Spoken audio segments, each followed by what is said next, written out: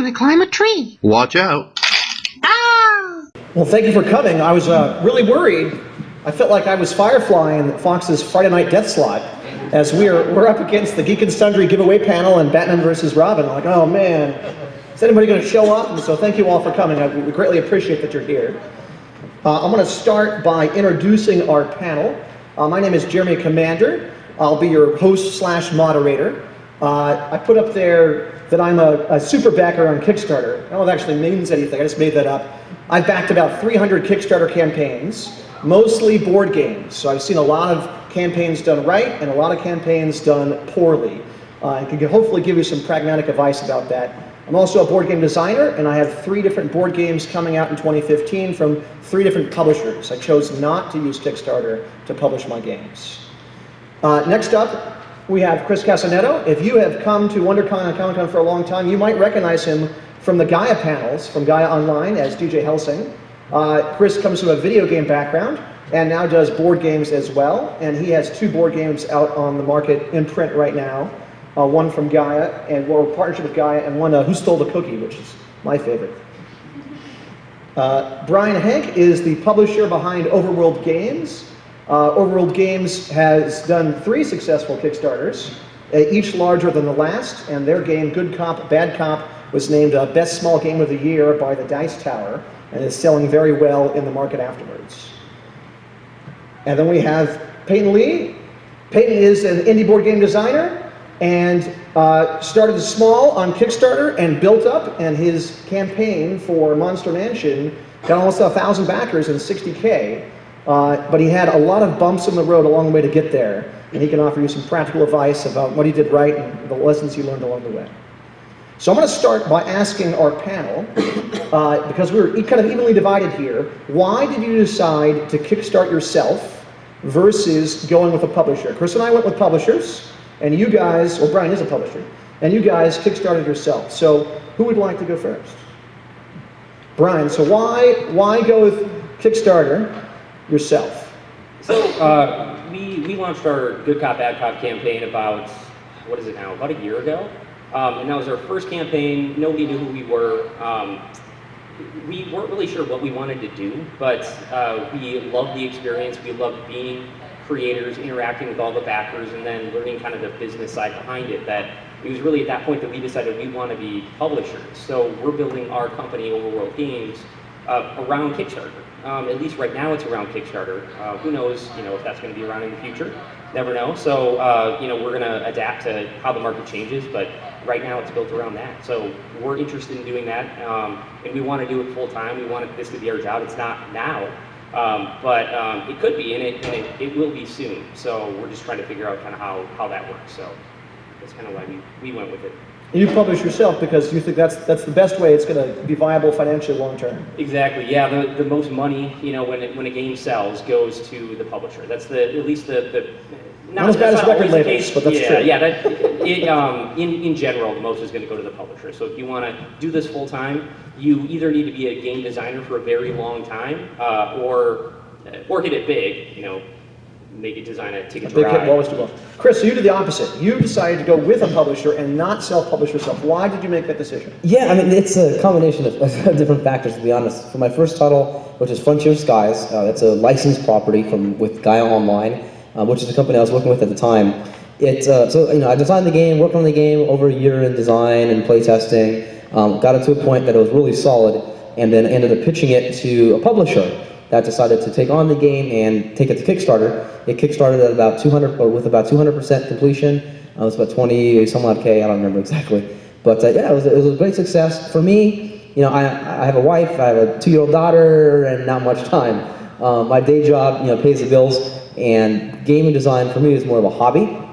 Something I do, with my friends during the week. So you don't want to be on the phone to China when your job goes wrong. Exactly. You want to be doing proofs and all that. You want to be dealing with that. Yeah, it's definitely a big task. There's so much more than you think, and I'm sure we're going to go over a lot of that today as well. And with the second title, it's the same thing. Yeah, it's a real small micro game. Who Stole the Cookie? Yes, it's cheap, it's fast, it's easy to print. But do I want to go through that rigmarole? Not so much. For me, it's more about just having fun and getting the game out there for people to enjoy, and it's less about making money. And we'll talk about it later, but I definitely took a hit on the second game. Most definitely took a hit. Payton, why did you decide to kickstart your game yourself instead of seeking a publisher? First of all, I have a little bit cold, so if I cough. You notice there's more people in the program, half our panel is sick. Yeah. So, my reason for doing Kickstarter partly is just for doing Kickstarter itself. You know, it seems. You wanted the great. experience. Yeah, it seems like it was such a new and powerful platform for anybody to put their ideas and try to make it a reality. And I felt like board game was the perfect product for Kickstarter. So everything just clicked. So it was kind of a no-brainer. And I had to go through 3 Kickstarters to finally make a successful one. So it's definitely not easy, and there's a lot of things that you kind of have to figure out yourself through trial and error, or by going to like a panel like this to get as much experience as you can from other people. It's definitely not easy, but it could pay off. So Payton's did 3 campaigns to get Monster Mansion off the ground. His second campaign, it hit $10,000. I know a lot of designers that would eat their shorts to hit $10,000. But still, that was not enough to where he needed to go, because he had set a realistic goal for how much it was actually going to cost to produce the game. He had done his homework on what he needed to raise. And so his third campaign, he hit 63K and almost 1,000 backers, and that's enough to produce the game. We may ask Payton what lessons he learned along the way there. So I want to move on and talk a little bit about manufacturing. Because when I asked you guys in line what you wanted to know more about, and it was about, well, where can I go to get my game printed and what options do I have? So let's talk a little bit about that for a minute, and why I might print in the US versus China, and what print on demand is versus a larger print run. So Brian, you print in China, correct? We do, yep. When we actually publish a game, but all of our prototypes, we use the Game Crafter. So that's in Wisconsin, I think, Milwaukee, I believe. Well, let's do a quick show of hands. Who's heard of the Game Crafter? All right, about a third to half. So the Game Crafter is just a way to, for those of you who don't know, you can upload your image files for cards. You can put in your specifications for other components, pawns and dice and that kind of thing, and you can just have them print a pretty good-looking version of your game, and for a decent price. So I mean, if you were to say, let's say Ticket to Ride, or Catan, if you were to put that into the Game Crafter and print it, it would probably be about maybe, what do you think, like 50 bucks. 60 bucks? Yeah, 60 bucks, yeah.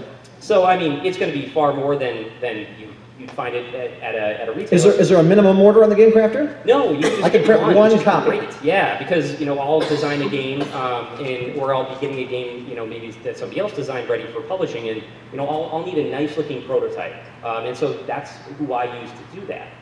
So I'll spend more, but it'll be almost like a real game, And then if you have a small game, let's say you want to sell 500 copies, it may be viable just to do it through the Game Crafter.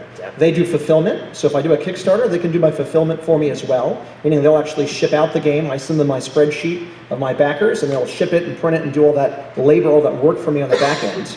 But as Brian said, they're expensive in the cost per unit. So if I do something like, and I have 1,000 backers like Payton has, now that's beyond the range where I'm going to be losing money on that. Yes? Is it wise to go ahead and copyright or trademark before you do that? You can copyright a trademark. That's a debatable question. So question, It's let me funny. repeat the question. Let me repeat Yeah, the yeah, question. sorry, So go the question was, hey, before I put my game on a print-and-demand service like the Game Crafter, or before I put it up on Kickstarter, put it out there, do I need to copyright it or trademark it? So, yeah, that's a very interesting question. The reason why is my history, I've worked for Gaia Online for about 10 years, online and mobile gaming company. Now I'm working at Kick9, another mobile gaming company. We take a lot of games from the US and China. And we're always going through that debate, right? Like even just last week, I filed a copyright on the game, and we had this big debate internally, like, well, do we really need a copyright on this game? Granted, it's a video game, not a board game, but it's the same basic premise. And we decided that we were going to copyright it. There's a big difference between a trademark and a copyright. So you really got to make sure that you do the research. Don't you quote me. I'm not a lawyer, but do your research on which one you think is best for you. It is not cheap. Now, in the board gaming space, it's a whole nother ball game. Let me ask, Brian, have you copyrighted or trademarked anything for Overworld? Nope. Payton, have you copyrighted or trademarked anything? No. And I didn't either. So even though in the video game space, I've done a lot of copyrights and trademarks, for my board games, I didn't. And the main reason for that is the board game community is a really small niche community. Everyone, or most people know each other, or after a couple of years of being in the space, you're gonna get to know the names and the companies and reputations. And if I submit my prototype to Brian here, just for theoretically, and he's like, oh, I don't like your game, we're gonna move forward and pass on this option for now. I'm like, okay, cool. And then I pitch it to someone else, and a year later he publishes the same game with a couple small tweaks. I'm like, what the hell? That would destroy Brian's reputation in this game, and no one would play another game. It definitely would, and so that's why I always take kind of the approach of I just want to get my idea out there. I want to build buzz for any idea that we're coming out with, and try to get people excited about probably a future Kickstarter campaign that we're going to do. And that's much more valuable to me than a risk of somebody stealing an idea. And you're definitely completely right on in that it's a very small community. If I were to do that, yeah, I wouldn't live it down. Let me mention one more thing, I'm going to get you. So courts have held that no one owns game mechanics, all right? With a few rare exceptions, no one can own a game. So I can make a rule-for-rule clone of Monopoly. As long as I don't use their artwork or their trademarked words, I can put that out and be okay. And we don't recommend that. No, legal. No. The big game companies will find some way to go after you, yes. Yeah, your question. Okay, just a point of information. Copyright becomes existent as soon as it's in a fixed form and can be copied. If you put copyright on it, as opposed to sending in, I think it's $35 for copyright. I've done it before. Yeah. Yeah, and you have to send in 2 copies, and I think you can do electronic now. You can do electronic. The Copyright Office website looks like it was made in 1998, but it works. With trade, and you have 2 forms of trademark. You have registered, which is going to cost you 3 arms, a leg, and your firstborn. Yeah. But you can do the common law, which is the TM, and that can protect you, and you can just put that on like the title of your game. And the thing is, you can't really you can't copyright a title, but you can trademark the title.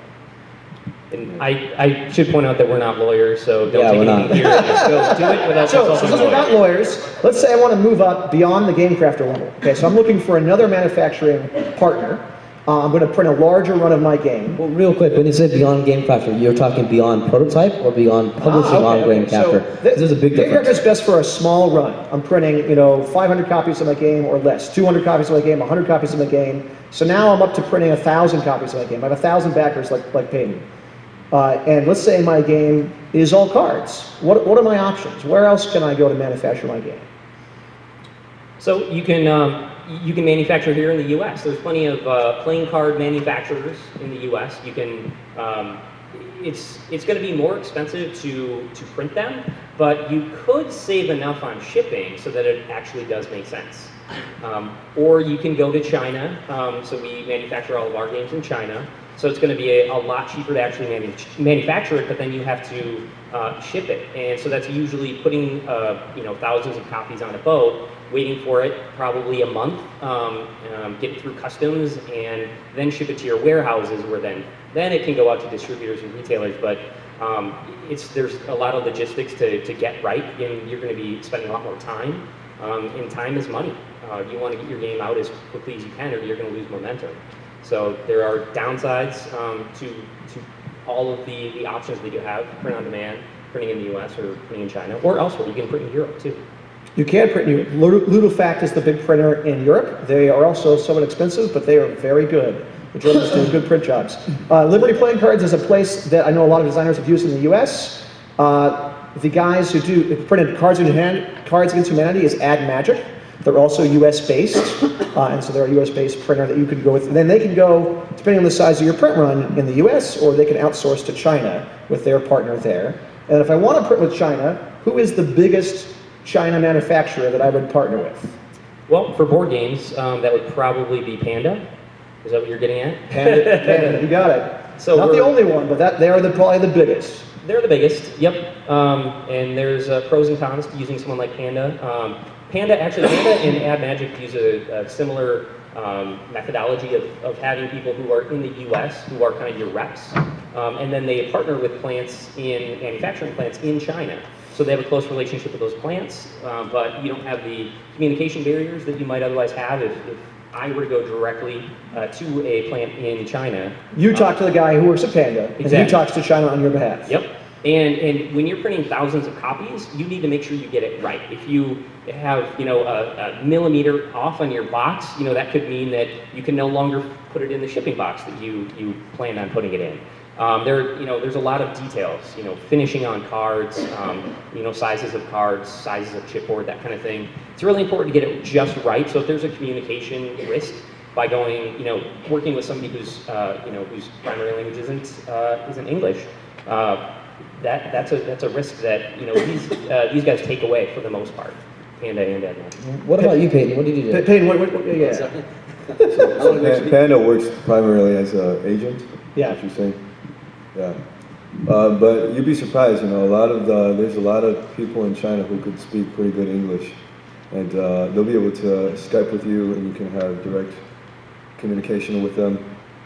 Not just Panda. Personally, I didn't go through Panda because of their popularity, so that they're not able to. Well, it takes longer right now, at least. They have a backlog because they are very popular. Yeah.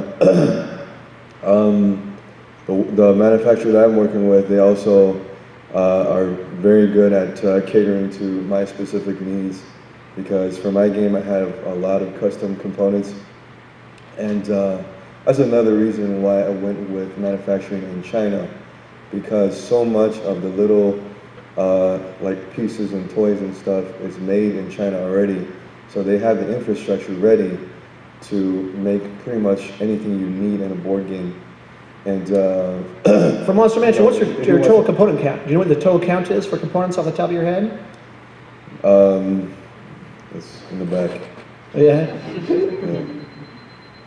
So it's a lot. I don't know. It's got hundreds. You get a lot of pieces because there's lots of Timer that just went off. versus Chris, who stole the cookie, is how many cards?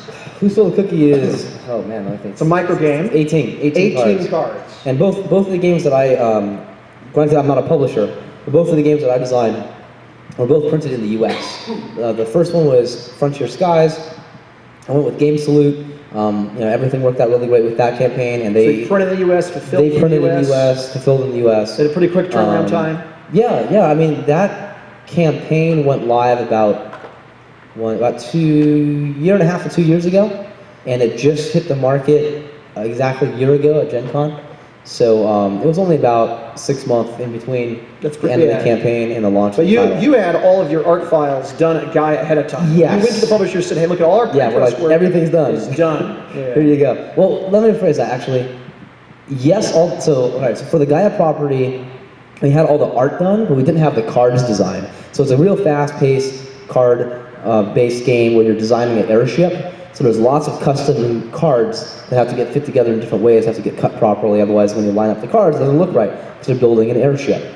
So we had the raw files, and we delivered it to Game Salute, and then they're a really interesting situation. They can do everything in the channel. So They did. They can take a game and they can say, if you partner with Game Salute, say, we'll get the art, Yeah. we'll do the pre-press, we'll do the production work, we'll do the printing, we'll do fulfillment, or a smaller portion of that. Yeah, and for us, we gave them the raw art files and like Photoshop documents and PNGs and stuff, and they actually had a UI designer take that art with my direction, actually create the final layouts, all the UI work. Because I'm not a UI designer. I don't even Brian, try you to have become an one. in-house pre-press guy, correct?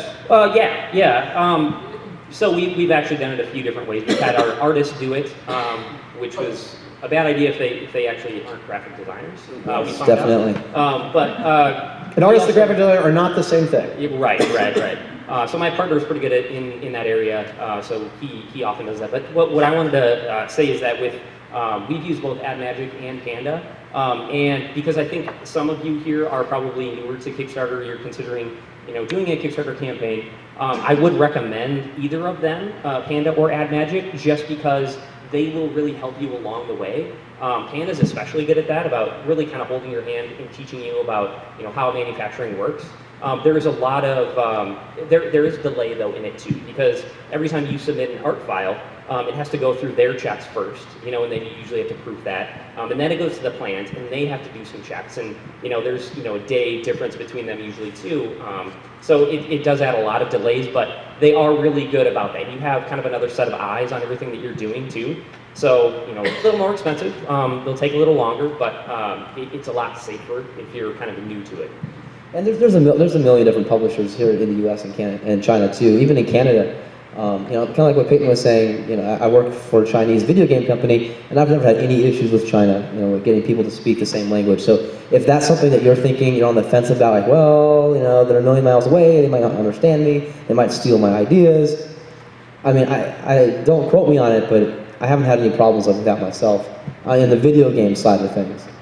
Personally, I feel like one of the biggest misunderstandings for people beginning in this industry is the fear of being copied, and really it's not very dangerous. If you do like print and run board games, a couple thousand, in China they're not gonna take the risk of making a copy and try to sell that to the Chinese market. It's very unlikely. It's only if you have something that just already goes viral, then you're at the danger of being copied. But that's already that's very far-fetched to begin with. So don't be afraid. Big hit. Like there's a Chinese knockoff of Bang. Yes, but it was not a big hit. No one's going to care. It's kind of a knockoff, yeah. But I don't know. It's right. It's a little bit of a knockoff. I'm going to move on. I'm going to do drive-through cards too. If you have an all-card game, they're a print-on-demand service like the Game Crafter. If you're doing only cards, you may have ordered a comic book or an RPG book from them before. They have limits to what they can do. They only do cards. They don't do boxes like the Game Crafter does, but they do very high-quality work, and they're fairly inexpensive. I'd like to stop there and take some more questions from the audience. So I'd like to hear from you guys. Gentleman in the hat? What were some of the strategies you used for the Kickstarter campaign as far as marketing? Marketing strategies. Yeah, okay. So the question is, what are some marketing strategies you use for your Kickstarter campaign? And each of these guys used a different strategy. So who would like to go first? Okay. That's a big question. And the Kickstarter community is evolving, every day. So you really have to, when you put out a Kickstarter campaign, you're trying to convince people that your product, your idea is worth them putting money up front to get it in, probably months, maybe even years from now.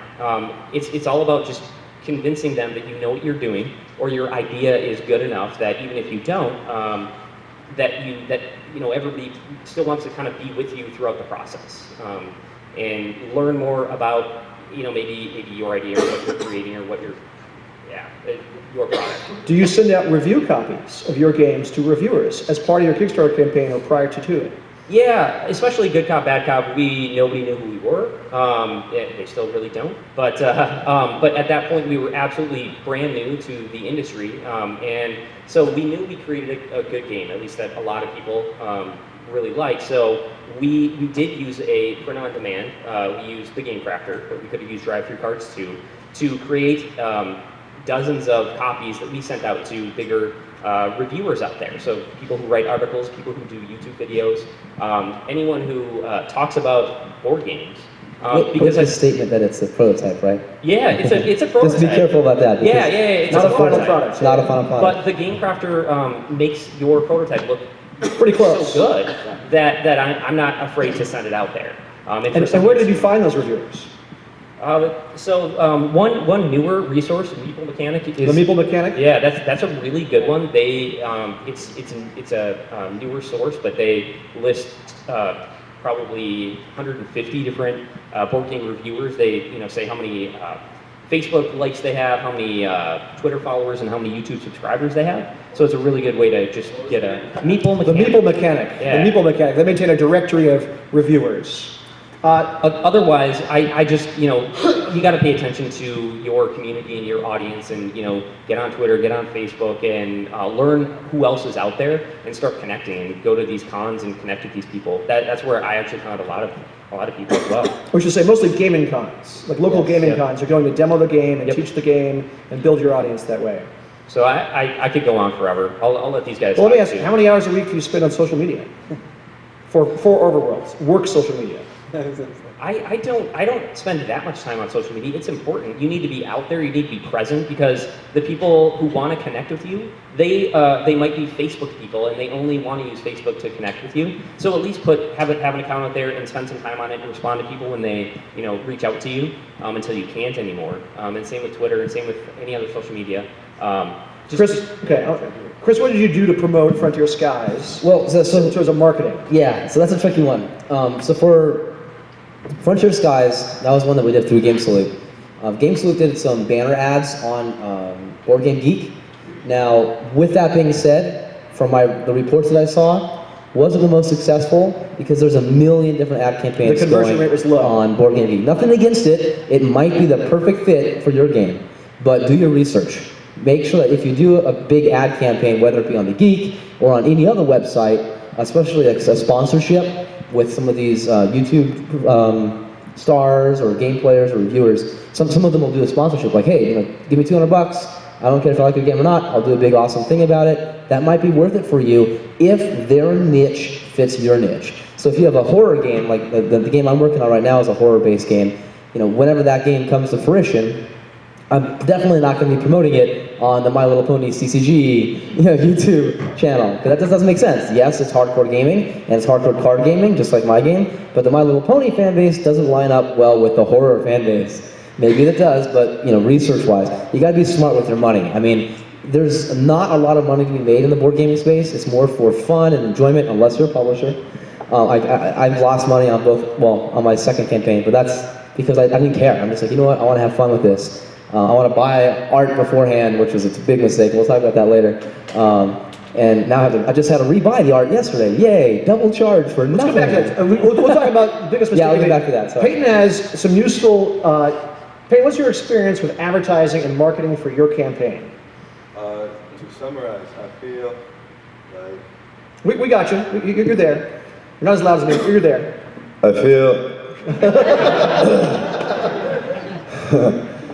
I feel like there's two things to running a successful Kickstarter. One is like rolling a snowball. So you gotta make sure that it gets rolling. So you gotta have the initial plan of your content and your yeah. updates. You gotta do some pre-Kickstarter, pre-launch marketing. Get it ready so that as soon as you launch, you get enough people so that when the new people come, they don't just see like an empty room, like a restaurant, a new restaurant. If you just take a look, if there's nobody in it, then you're not going to walk in. There has to be some people to sort of like seed the rush of people that you want to create. Another thing, I feel like Kickstarter is very heavy on visual presentation. So that's partly why it's so successful, because you get to see, and you get to see the video. You have you had a lot of really great artwork for your game. Yeah, absolutely. So like, if anybody wants to ask if how much you should invest in artwork before you launch your Kickstarter, I would say, you don't have to finish all the artwork for your game, but make sure you have whatever you have looks really good. And that when people take a look, they immediately, they have they're attracted to it. So that's what really sells. So those are my two. Did you buy banner ads for your third campaign? Yeah. Do you think it was worth the money? Once you get the ball rolling, Kickstarter always has lulls. Usually it'll have a spike in the beginning when you launch your campaign, because you get featured as a new product, you get a lot of traffic on Kickstarter, and then your project is gonna really slow down. A lot of people, they experience that for the first time. It's really scary because in the beginning, like when it's shooting up, you feel like all your hopes and dreams are just like, you know, it's gonna go through the roof. But once it slows down, you know, you're gonna face this period of slow growth, and you're gonna have to figure out ways to keep it rolling. And advertising is one of the ways that I've tried. There's various other things like the social media. You want to have go through like Twitter and Facebook, and advertising. You know, sometimes it works, but only if you get the front page. That's what I feel. So whether you're going on BGG or going through like KickTrack, also a very popular website for Kickstarter users. KickTrack with a Q. Yeah, KickTrack with a Q.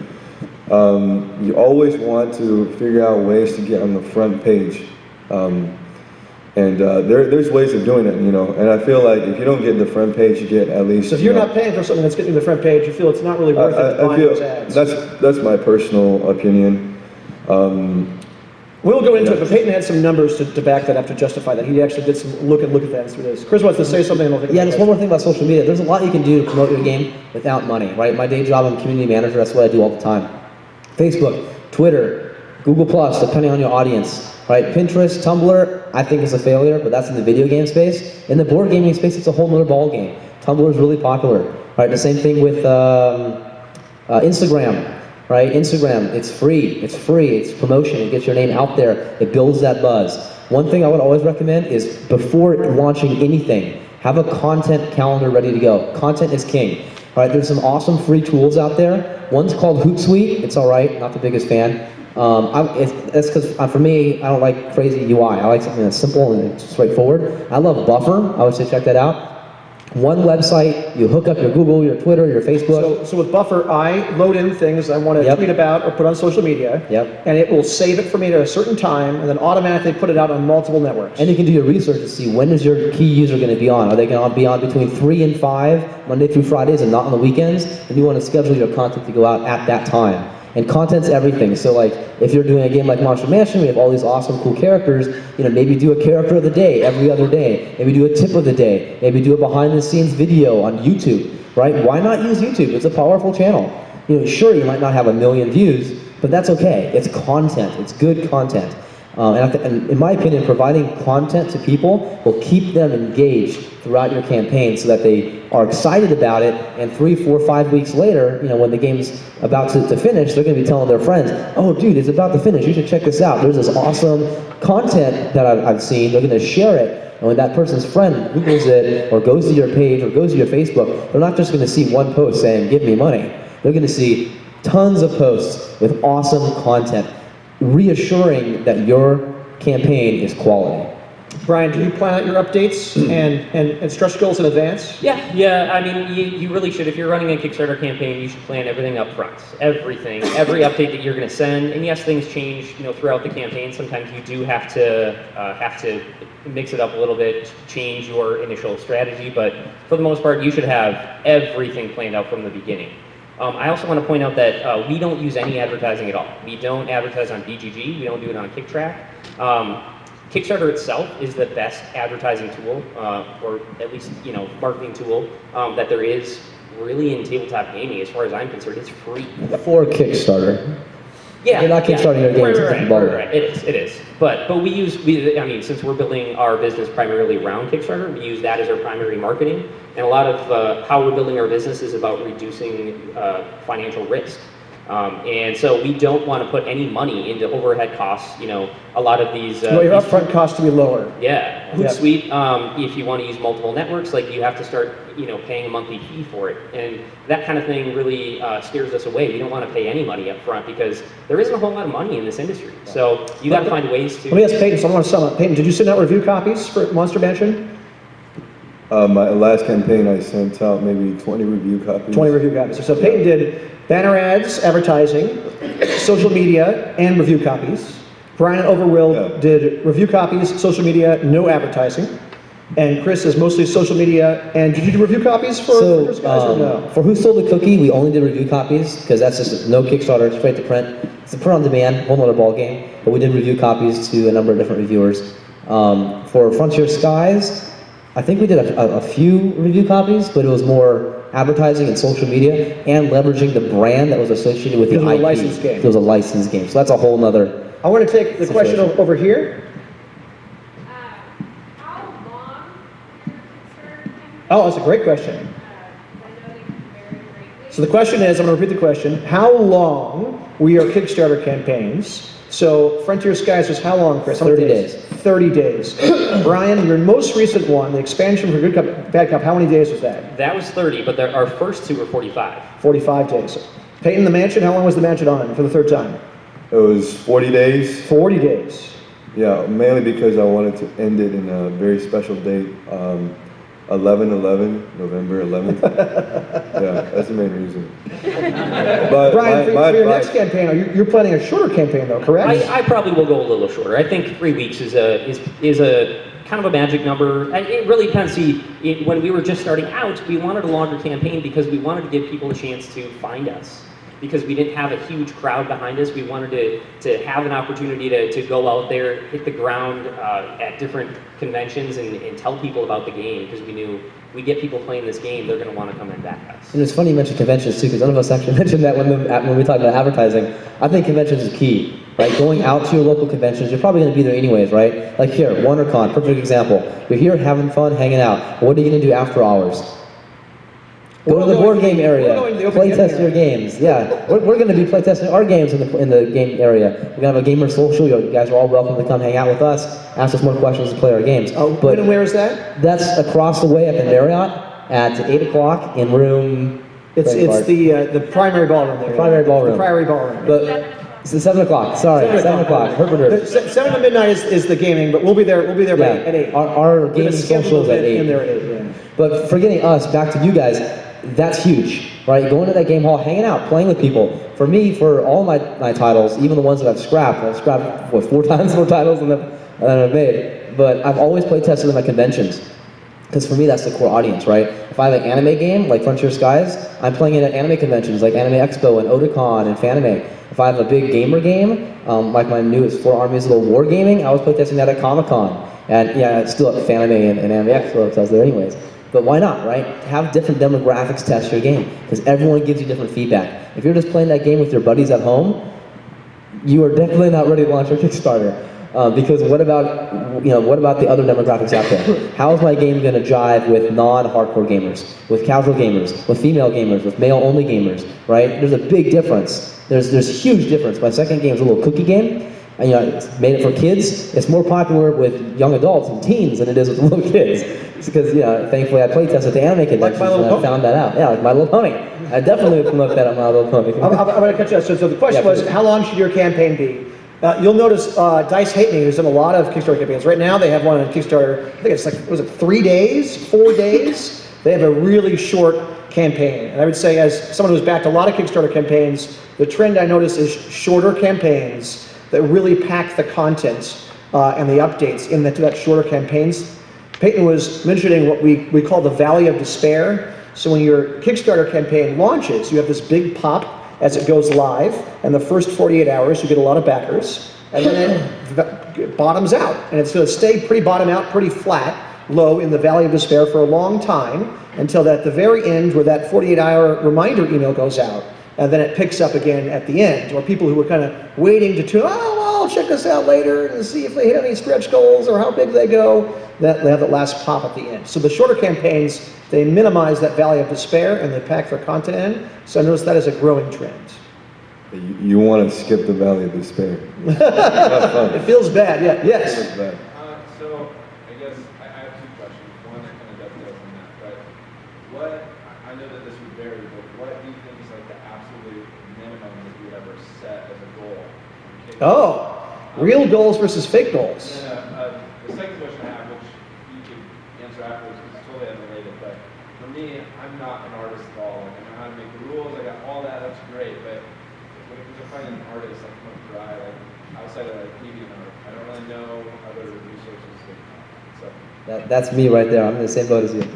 So let me take a crack at the real goal versus fake goal thing, because that is important.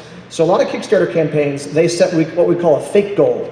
Like, oh, we need to raise $5,000, and they already have the quote from their manufacturer, and they need 12 grand to print that game.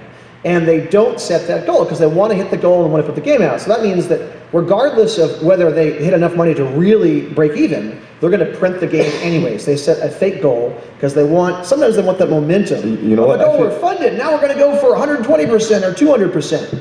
Payton set realistic goals on his campaigns. Well, your particular example, that's kind of like a real goal. You know what I mean? Like, because they have the other part of it covered by themselves. A real fake goal is where even if they get funded, they don't have the extra cash to make it happen. And I don't advise that, because you're running the risk of having to, forcefully cancel your project, even when it's successful, before it ends. Because, the goal that you set is too low for you to actually go through with the production. But the reason why people set such low goals goes back to what I was saying before. It's all about rolling the snowball. So if you set a low goal, the snowball gets rolling faster because people see it, people want to see a funded project. We're at 400%. Yeah, they want to see a really successful project, and the lower you set the goal, the easier it is for you to have that 400%. So that's a major advantage. But you got to be careful because you don't want to, It's higher risk for you. It's higher risk, Much higher risk, because you're on the hook. If you fund just barely, you've promised to deliver. And there is also a sense of a little bit of dishonesty. If you got to be absolutely straightforward, because honesty is everything. Because if you get caught in that lie, you're done. Your campaign's done. I would say as a big time backer, when I see the fake goal, I'm much less likely to back that campaign or trust it, because I know either they're setting a fake goal to do a gimmick, or they don't know what they're doing. In either case, I'm very leery of backing that campaign now. I do think there's one more case though too. I mean, maybe you have a lot of money and you just want to see your game made. And so, if you just want to set it at 50, maybe this campaign, if it's successful, it will pay for half of my cost to make this game. And I'm fine paying for the rest. But if you should probably tell your backers that, because if they do see a really low goal and they know you can't make this game for that amount of money, then they might not back, just like charity. Transparency. Yeah, that in a way, like I was saying earlier, that's kind of like a real goal. Yeah. Because that's all you need, As long as if you get funded, you can make the game, that's a real goal. So I'm a hobbyist, and I made my game about the Battle of Stalingrad, because I think it's a piece of history people don't know about, and I really want to get it out there. I may not care if I'm really going to make money off this game. I just want to put out my creative work, and I may set a lower goal for that. And the second question was finding artists. Where do I go to find artists for my game? I'm going to suggest there are a lot of artists downstairs. They may or may not be in your price range, but there is a whole lot. There you go, right here, starving artists looking for work. I'll quickly go on that, and I'd love to hear from you guys too, especially with all the characters you have. So there's two different things. For me, there's the art that you need for your prototype, there's the art that you need for your Kickstarter, and then there's the art that you need for your game. So the art that you need for the prototype, you can't take some imagery from some awesome movie that you love and throw it on your card and say, I'm going to play as Arnold Schwarzenegger in this game. It doesn't work, right? It's copyright, you can't legally do that. Now, people do it all the time, that doesn't mean it's right. With that being said, there's a ton of free resources online. There's one that I love to use, I think it's called gamesymbols.com or GameIcons.net. That's the same exact one I use. Slide for that. Yep, I love this site. I use it for my prototypes. I see a lot of other people use it for prototypes, but I'm not an artist at all. I can't draw a stick figure for the life of me. Here, I can easily copy, paste, crop, resize with super basic Photoshop skills onto a card, and then play test it. And then, as people play it, like, why is this on the left side instead of the right hand side? It's like, dude, shut up. We're play testing it. I'm not a designer. Get over yourself. That happens all the time to me, and I'm just like, they have whatever. no license, so I can use their stuff and not get in trouble. Exactly. You don't get in trouble. One more tag on that. The nounproject.com, they have a searchable database, like I need a rocket ship, or I need, a teddy bear. They will have that as an icon in their database that you can blow out. You can use vector or as a JPEG or PNG image, and you can use it with attribution, or you can buy it for like a couple bucks. And so this is a great way to knock out a prototype or get icons if you need them. And then when you need your art for Kickstarter, for me, or for the final game, like for me, I had a lot of friends in the anime circuit and Artist Alley, just like you guys were saying downstairs. You go to the convention, Artist Alley, you can meet the person face to face, you can see what they have. Right? When you go on DeviantArt, you can do that too, but they're only showcasing the best of the best, right? Or the most popular stuff. If you ask someone that does a bunch of awesome anime art to do some cutie cookie art, yeah, it's not a good connection. Or here at the convention, you can go down there, hey, I have a steampunk game, where's a steampunk artist that has that right look and feel that I like, and then negotiate with them, find out where they're at in life, hey, are you working, are you not working, and then you can negotiate that price and get it right. And then for Kickstarter versus non-Kickstarter, you only really need a couple pieces of art to do that Kickstarter campaign to launch it, and then you can buy the rest at the end, because it's not cheap. I want to clarify that's a difference of opinion. So some people will tell you need 3 pieces of art that look good to launch your Kickstarter campaign. Payton used his art as his marketing. His art was all done and looked really nice. And so that was a big part of the content and the marketing in his campaign. He had that done. But you run the risk, if you pay all that money for art, and then you don't fund, now you're further in the hole. Brian, where do you look for artists? I've done, so Artist Alley is a great suggestion. I'm going to go there, I'm going to make sure, I go there and meet a few artists here and take a look and see if there's anything that might fit a future game that we have in our pipeline. So I love to make those connections at conventions. I also go to art schools, local art schools. Usually they have a website with a lot of samples, and you can, oftentimes there's some contact info that you can actually reach out to an artist and say, I really like your stuff. I want to, would you be interested in doing a game? You got to be a little careful because a lot of people don't have experience making art for a print file. So you might need a graphic designer to take that art and put it into a, make it playable and usable for the players of your game, but then also to put it into print files for your printer.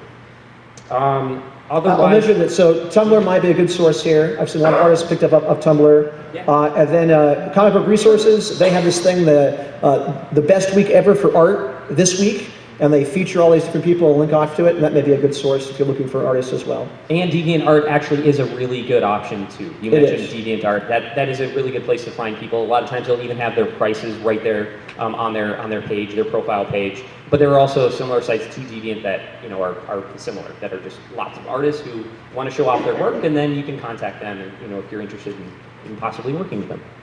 All right, I'm going to take another question. Yeah, I recently got a color laser printer, and I have some cardstock, and would you guys recommend printing on that for like reviewer copies? Oh, I'll answer this one, because I bought a color laser printer and cardstock to do that same thing. It works pretty well. Yeah, you want to get a decent laser printer, and I use it to do my prototypes, and so because my cost per page is a lot lower. Payton was going to Kinko's to do his prototypes, which is you're going to Kinko to do your prototypes as you're iterating, right? I go to Office Max. Oh, Office Max. Okay, sorry, Office Max. There we go.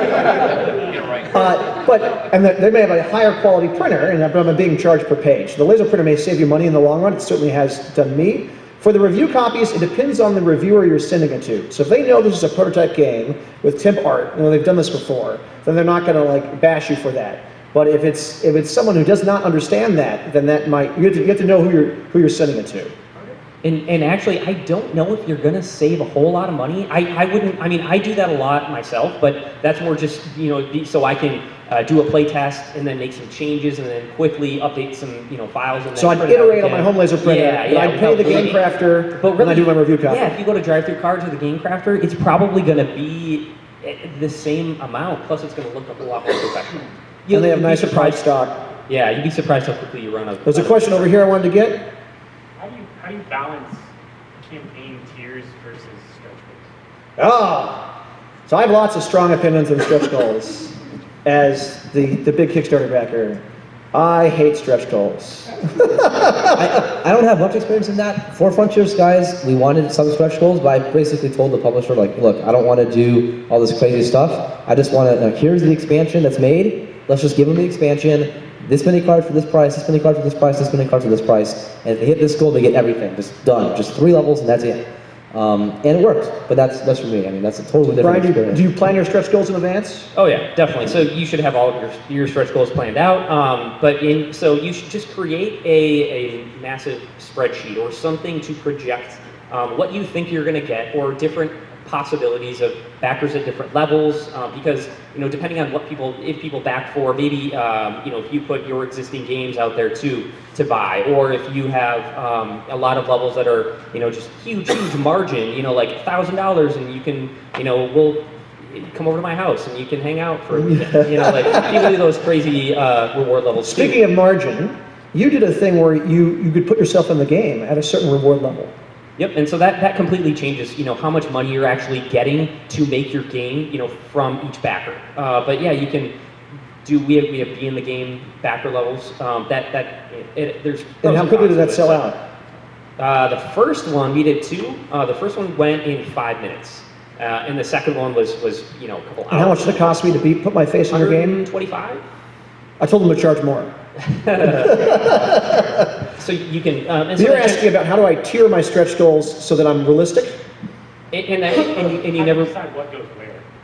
Ah, okay. Why would you put something lower versus higher? You can time it based off your updates too, right? So like if hey, Halloween's coming up, and one of the characters in my game is Jack-o'-lantern Man, you should tier that so that when you look at your estimated on KickTrack and you get a sense of when you're going to hit what values, you can time that goal accordingly. But that's more about thematic, right? The time of year really matters too. But spread out your most compelling stretch goals, because the whole point of stretch goals is to keep the snowball rolling. So you don't want to stretch it out. You don't want to use up all your best stretch goals, and then all that remains is really boring ones that people don't really care. So what's the point? But you need to be realistic about what this is going to cost you. Like the number. So backing all these Kickstarter campaigns, almost the number one mistake I see is that when those stretch goals go out, they do not realistically cost how much it's going to cost to print those extra cards, or to do that custom meeple, or now it doesn't fit in their box.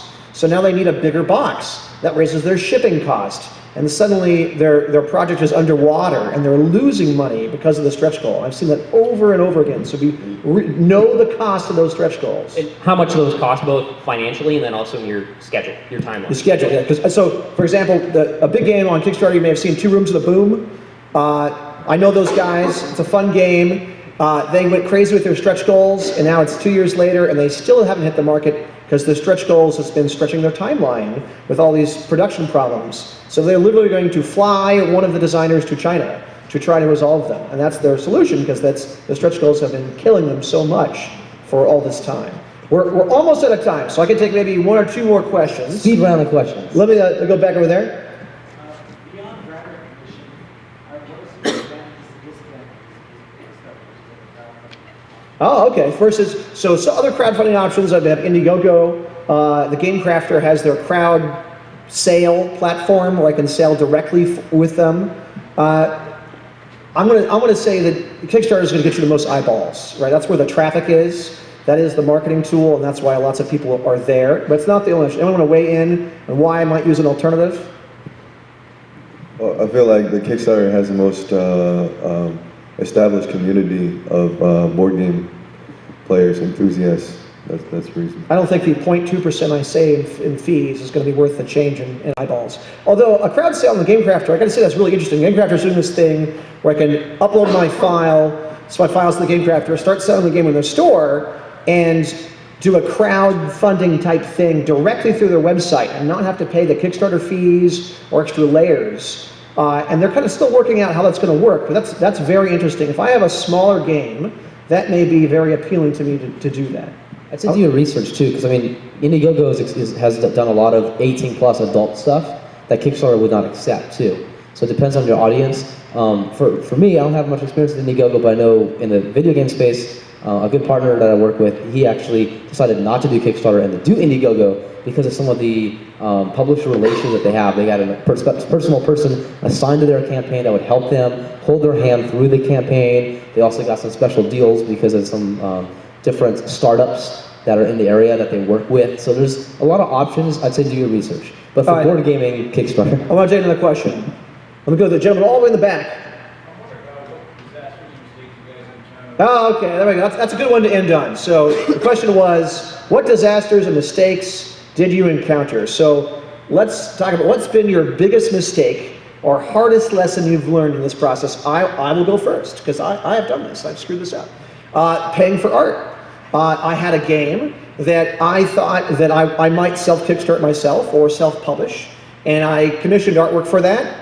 And the game was, I thought it was done, but then they had some tweaks afterwards, so now my art doesn't line up with the game, and I have to pay for changes. And I had spent money on artwork, and then I just said, you know what, I'm not going to fund this myself. I'm going to go to a publisher for two reasons. One, this game had no language. It was language independent, so it could sell well in Europe and China and other places, and I don't have that kind of reach as a little guy, and a big publisher would. And two, I know how much work it is. I know how much hours Brian puts in. And so I'm realistic about how much work it would be. So I went to a publisher and I sold that game to a publisher. And the first thing the publisher said is, oh, we hate this theme. We're going to throw away all the artwork and start over again and just keep your gameplay. And so all that money went down the tubes. And so that was my biggest mistake, paying for art too soon. Who wants to fess up biggest mistake, Brian? Sure. So our first game, Good Cop, Bad Cop, sold out right away. When it hit retailers, everybody wanted it. Got really good reviews. It got lots of awards and accolades, lots of buzz. I feel like this is a really self-centered answer. I didn't mean for it to sound that way, but no, it's true. It's true. We sold out, and then we didn't just print another print run of that exact same game. You were like, all right, we're going to make this better. We're going to put it in a bigger box. We're going to upgrade the components, and we're going to... And your distributor came to you and said, hey, we want more copies of this. Yeah. We can sell it if you print it. So we did that, and the process took about 6 months before it got back into stores after that. And so, we should have just hit the print button. And you lost a lot of buzz. Yeah, and well, momentum. it's the momentum. We lost so much momentum. And now that it's just coming back into stores now, we don't know if we're going to get it back. We might have lost it. Now you're old news. Yep. Your snowball is no longer rolling, as Yep. Payton would say.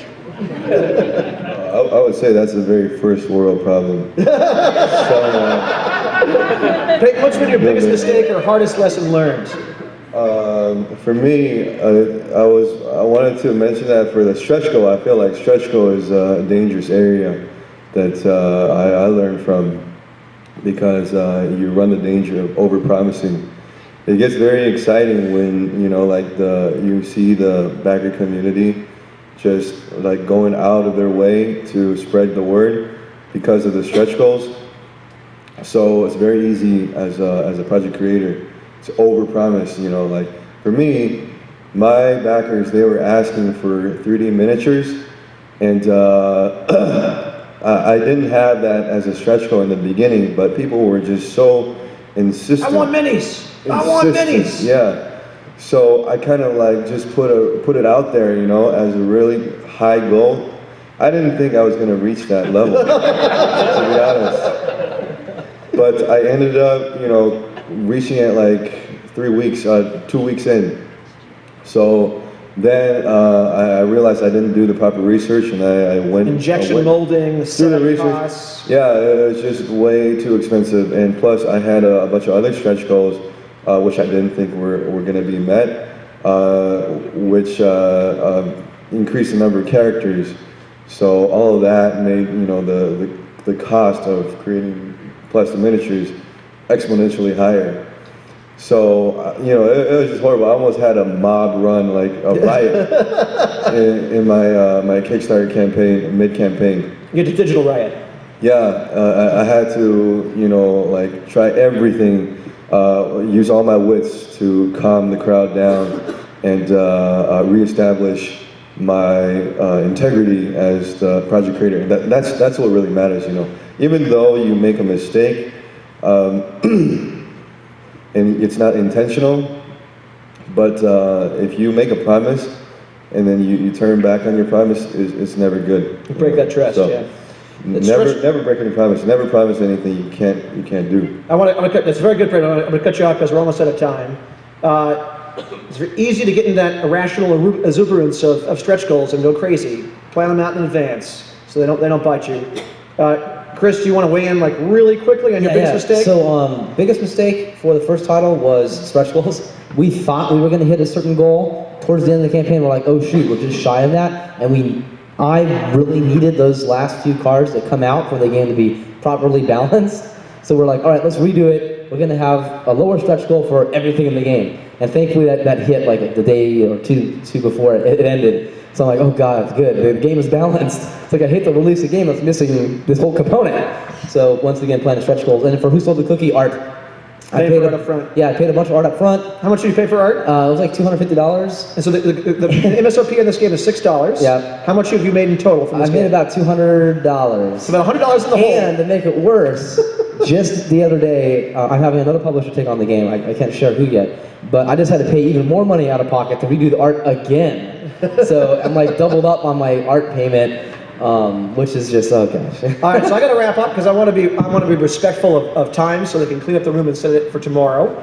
We are going to be going over to the open gaming area and hanging out and playing some games over there. If you want to come stalk us over there and ask more questions, we're happy to talk to you and play some games or answer more questions. I'm very grateful that you all showed up instead of Batman versus Robin or free stuff, and so I'm so happy that you came. And hopefully, if you enjoyed this, we'll do it again next year or in the future.